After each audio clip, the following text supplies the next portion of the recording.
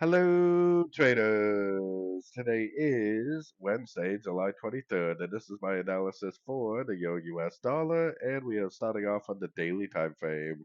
So on the daily time frame, I think that especially because of the US dollar index analysis, that we are very likely in an uptrend again from the weekly and monthly time frame, and this probably will go up and make a new high, I think. So keeping that in mind, going down to about the 1 hour time frame, I would definitely continue to look for longs. It looks like we potentially had a three-way pullback this morning, but to me it looks more like one, two, three, four, five waves. So more than likely this is not the end of a crescent. I bet it's going to end up popping down to one of these lower fib levels.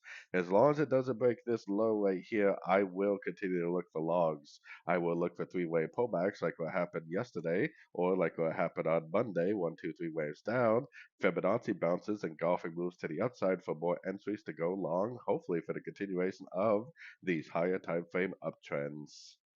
So anyways, don't forget to check out my website, fxpipcollector.com, link down here in the corner. And as always, thank you for watching and happy trading.